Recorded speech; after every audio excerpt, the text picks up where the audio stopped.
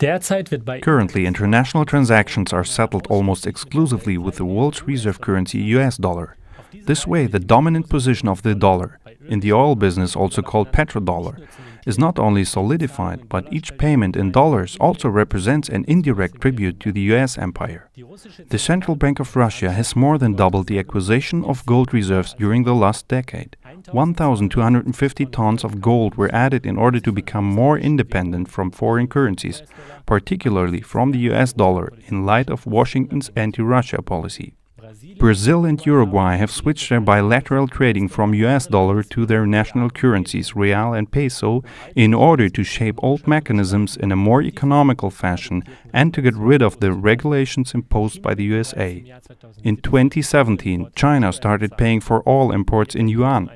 The establishment of Petro-Yuan, hence a counterbalance to the Petro-Dollar, is a step towards breaking the global currency dominance of the United States. Analysts see this as a huge step on the way to the end of the global dollar dominance. The financial expert Max Keiser takes up this idea in an interview with the news channel Russia Today. Even though he assesses China's recent efforts as very courageous, he points out that similar attempts by several heads of state who tried to escape from the oil-dollar matrix have always failed so far and brought a fatal ending for the initiators. Keiser reminds of the Iraqi head of state Saddam Hussein and also of Libya's President Muammar al-Gaddafi. The financial expert assumes that the US government would even wage war to save the petrodollar. In the following 3-minute video, you will see the short interview with Max Keiser. Max, good evening. Thanks for coming on. We were hearing there that China looks set then to challenge the petrodollar. Why does Beijing feel the need to do this?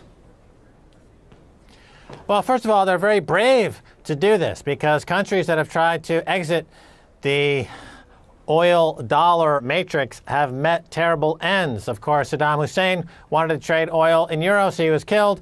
You had Muammar Gaddafi wanted to trade his energy in something other than US dollars. He was killed. So the track record here is pretty dire. So kudos to China for taking this project on. And of course, they are rumored to be the big buyer in the Aramco offering of their state oil facilities coming down the pike. So this makes sense in a geopolitical sense in terms of you've got China and Russia and the Saudis are looking to escape the US dollar hegemony. They're looking to de-dollarize. That's a concept we see all over the world right now as countries want to escape from the U.S. military-industrial complex. These countries around the world are tired of funding America's military adventurism by being a party to the empire of debt, as it's known around the world, the U.S. dollar, and they want to split off. They want their autonomy.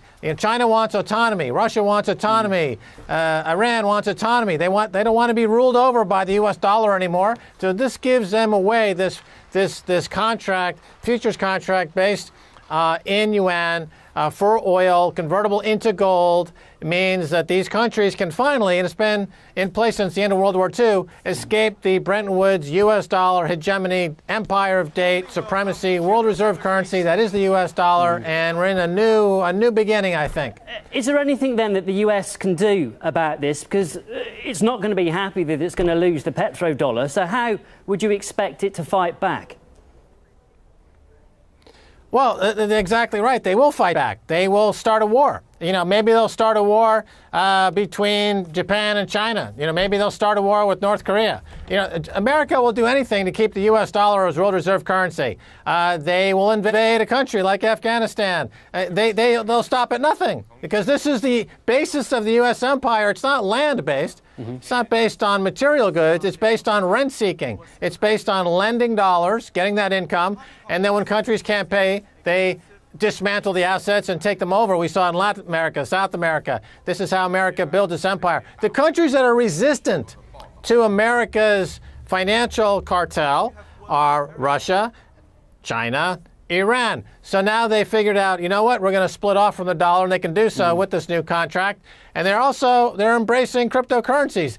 Cryptocurrencies in this context is another way to de-dollarize, get out of the U.S. dollar. The U.S. dollar is being held up narrowly with the Pentagon's various actions around the world and a lot of market machinations from the central banks. But once the cat's out of the bag, look for the dollar to have a very significant crash.